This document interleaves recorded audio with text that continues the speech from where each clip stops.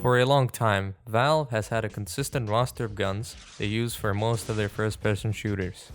They rarely change and more often tend to add upon in their sequels. A clear-cut example would be Left 4 Dead 2, which added over 10 new weapons and an entire set of melee weapons. One game that has deviated from the norm, besides Half-Life 2, is or was CSGO, as it launched with the P2000 and M4A4. But even then, they added the fan-favorite USPS and M4A1S from 1.6 in Source in the Arms Deal update, almost a year after the initial release of the game. This brings us to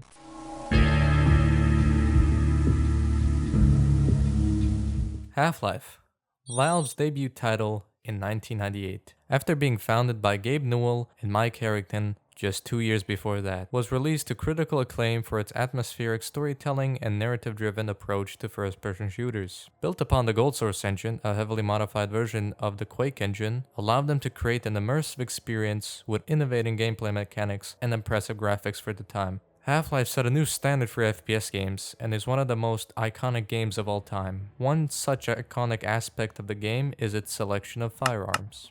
The most notable being a Glock 17 pistol, Colt revolver, HK MP5, Frankie Spaz 12, and an RPG. Circling back to the pistol, Glock had gained significant traction in the United States during the late 80s and early 90s. A period marked with shootouts in which officers and agents were equipped with inferior firepower. Famously in the Norfolk shooting in 1980, where police, mostly armed with 38 special revolvers and 12-gauge shotguns, faced 5 bank robbers armed with semi-automatic rifles. And a shootout in Miami in 1986, where 2 perpetrators, one armed with a Ruger Mini 14 chambered in .223 Remington, and the other with a Smith & Wesson Model 3000 12-gauge pump-action shotgun, faced against a small group of FBI agents, mostly armed with the Smith & Wesson Model 459 pistol, and various revolvers chambered in either 38 Special or 357 Magnum. These encounters made it clear to police departments across the country that they needed to shape up their arsenals to stand a chance with the changing criminal landscape. Glock pistols became attractive to US police departments due to their durability, high-capacity magazines, accuracy, and lightweight design. The Glock pistol's reliability, demonstrated for rigorous testing, was a major draw for police departments. The high-capacity magazines, combined with the Glock's lightweight and compact design, allowed officers to carry more ammunition in a smaller package. Popularity with police put a spotlight on the Glock, and their pistols also became very popular within the civilian market. So it's no surprise that Valve implemented it into their game because of its popularity and recognizable look that was easy to model. The Glock in-game is most likely a Glock 17, and it's the first gun you find. The pistol is chambered in 9mm and has a decent rate of fire, with good accuracy, along with a 17-round magazine. It does 8 damage per shot, and a maximum reserve of 250 bullets, which is uneven.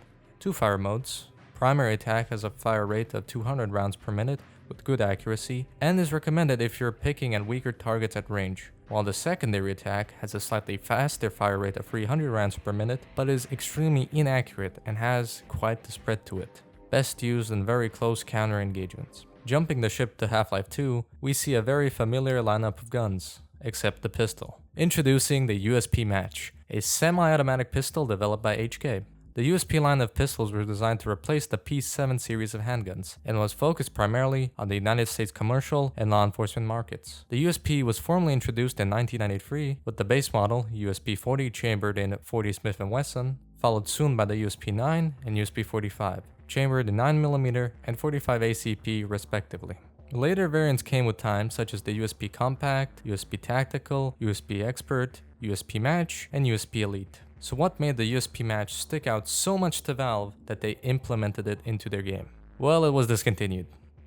How does the USP Match compare to the Glock? Well, both are chambered in 9mm and acquired very early in game. The USP has 2 slight advantages over the Glock, the slightly larger magazine size at 18 and a fire rate of 600. But that's where the good ends with this pistol. The gun has a more annoying visual recoil to it, and each subsequent shot increases the spread more than the Glock.